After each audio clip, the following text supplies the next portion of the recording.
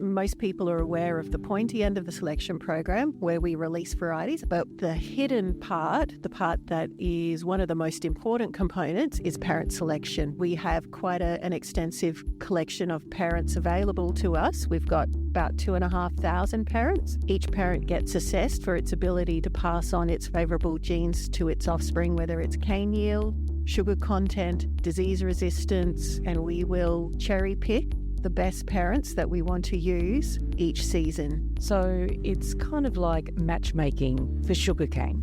Tinder for sugarcane? Hello and welcome to the Cane Matters podcast, proudly brought to you by Sugar Research Australia. I'm your host, Sonia Campbell, and in this two-part series we are diving into the fascinating and complex world of breeding new varieties of sugarcane for the Australian sugar industry.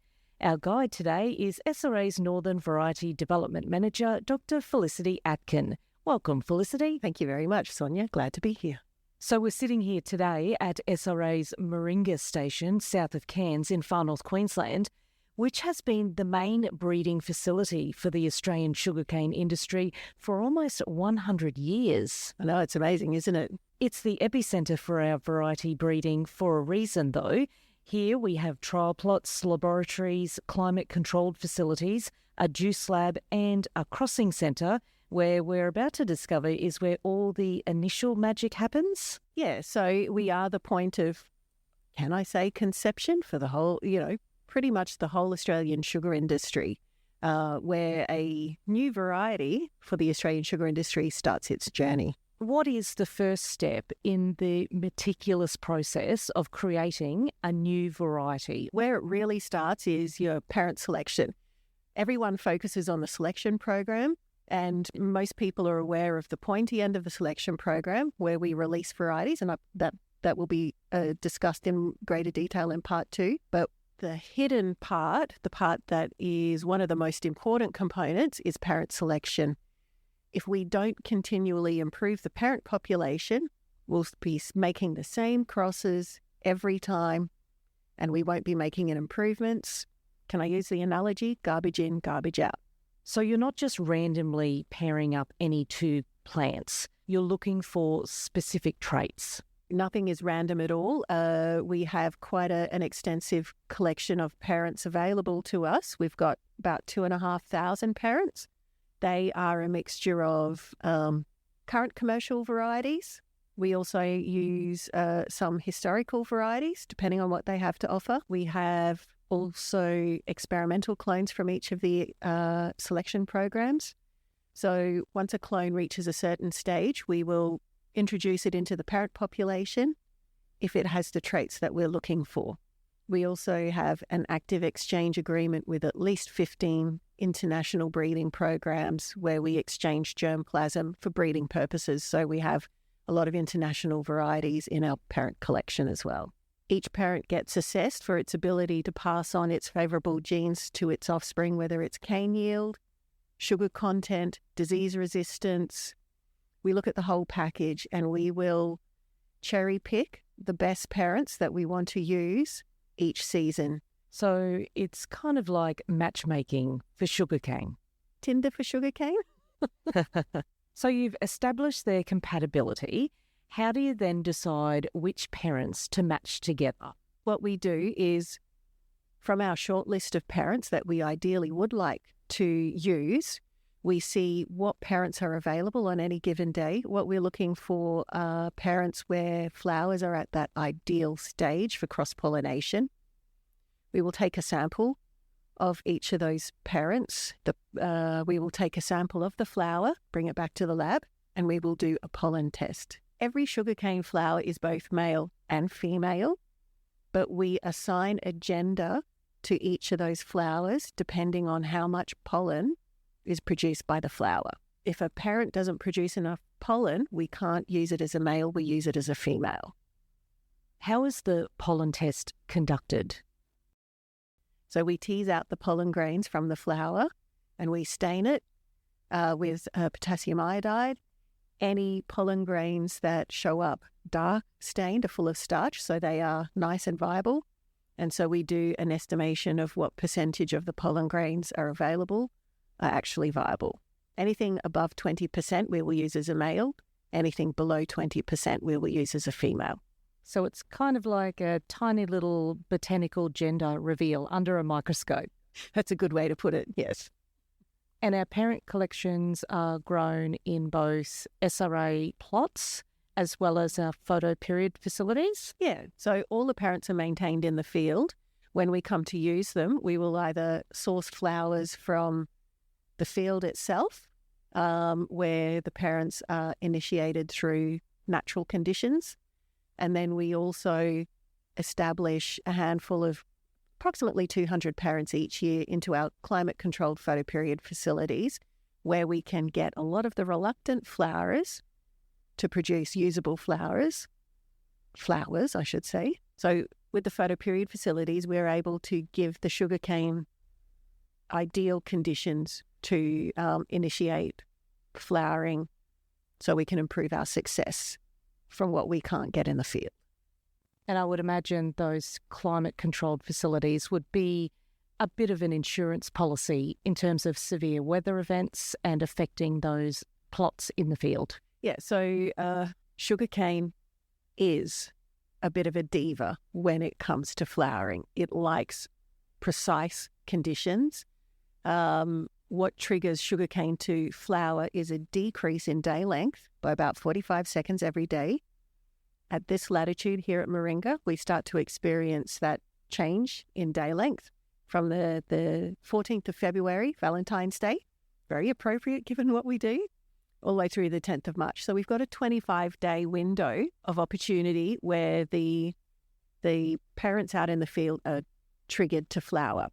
At that same time, sugarcane is also very sensitive to ambient temperature. It doesn't like temperatures above 32 degrees. I don't like temperatures above 32 degrees either, but too many days above 32 degrees and the duration above 32 degrees does impact the quality of flowering that we have in the field. In recent years, we've had quite a few hot February, March months, which have impacted our field flowering. So you say that our photoperiod facilities are a bit of an insurance policy. We've been relying on those photoperiod facilities to produce the majority of our seed for the past 10 years. Wow. So they're worth every cent that's been invested in those three facilities. So you have carefully selected your parents. What's the next step? Each day we inspect those parents. We will go out and we will see which parents are available. We'll do our little gender reveal. Are they going to be male or female today? They can change on a weekly basis. So we do unfortunately have to do that pollen testing every time we do a cross. Then based on that information gets entered into our plant breeding database, SPIDNet. It's a very powerful tool. It stores all of our plot information, pedigree information, breeding information, disease information. It's an in-house plant breeding database that we have developed bespoke for our own specific needs. Every program across SRA in the Variety Development Program uses SPIDNet and heavily relies on SPIDNet to manage their data. So once we know which parents are available, what gender they are, we look at the breeding information, and with the rules that we have applied in the database, it will suggest the best possible combinations for that day. And then I will go and select which cross combinations we want to make to achieve the breeding objectives that we have. We're always trying to strive to produce a new commercial variety that is more productive, more profitable to the Australian sugar industry, whether it's through improving yield, sugar content, disease resistance, returnability, resilience to the environment. One way that we do that is certainly through the cross-pollination, where we pick the best parents that we have available. And what happens is those genes are reshuffled from the female parent and the male parent to create a new variety, a new genotype, of which we then use it really is the start of the selection program. Across the whole Australian sugar industry, we start off with at least 100,000 seedlings that are produced through cross-pollination. So once we know which parents we're going to match together, we go and locate them, we will cut them, and we will take them over to our, what we call our honeymoon suite, and pair them up, put them into a fabric lantern, which hangs from a giant shed, and we give them some privacy, and they stay there for 2 weeks. I love that it's referred to as the honeymoon suite. It's so appropriate. It is. If anyone has an opportunity to visit Moringa during crossing, it is a sight to see. Just rows and rows of fabric lanterns hanging from the ceiling, full of happy couples, spending their time. It does take a lot of effort to care for them. So they're sitting in a bucket of a crossing solution, a mixed acid. Twice a week we have to go and top up the acids so the cut flowers don't die on us. We have to keep those flowers alive for up to 8 weeks while they get pollinated, and then the seed matures ready for harvest.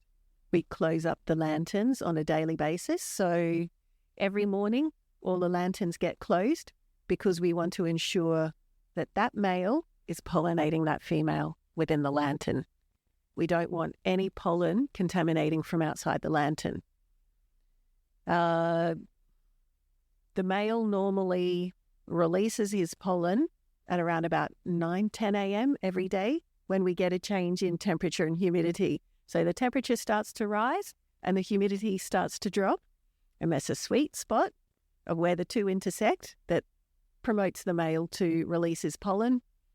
So every morning we do have to close those lanterns to ensure we don't get contamination, and we also give them a bit of encouragement. We'll go and tap the lanterns to make sure that the male is releasing his pollen. After 2 weeks, the male has done his job. He's no longer needed. We throw him away and we keep the female to mature. What happens to the female then? After the 2 weeks, we actually remove the female from the lantern. There's nothing left on the flower. She's already opened up fully and received the pollen, so we can safely remove her from the lantern and let her mature out on just a normal drying rack to free up the lantern for the next cross. And what are the signs that she has matured? The way that you tell that a female has matured, has ripened, is she starts to get really fluffy. And so we have to then bag that seed before it all blows away in the wind. And so not only are we busy making crosses, but we're busy monitoring those females that have already been pollinated to make sure that we don't lose any valuable seed. The flower head is cut from the stalk, the stem, and we strip all the seed off, and we put it into a dehumidifying chamber for at least 4 days at about 12 degrees Celsius, 10% humidity, just to dry down the seed. We want very little moisture in there, and then we bag it into a foil bag, vacuum seal it, and put it in our minus 18 degree freezer, and it will remain viable for decades. Will all of that seed end up in our breeding programs? Unfortunately, no. We do a germination test on those crosses which yield at least 5 grams of seed. We do a 1 gram germination test because we know that sometimes a male and a female aren't compatible. Sometimes something happens and we don't get enough viable seed. So we'll do a germination test because we don't want to waste our resources on seed that's not going to produce anything. Mm-hmm. And what happens to the viable seed? All of that seed is recorded in our seed store collection. And then the following year, it's made available for each of the SRA breeders to select as start of the selection process. So how long are you crossing for? We are continually crossing from mid-May all the way through to early September. So there's 3 of us that are just non-stop for several months, just matchmaking. You mentioned the 3 of you who carry out the crossing work, but you do have a larger team involved in the breeding program. who bring a wealth of experience to their roles.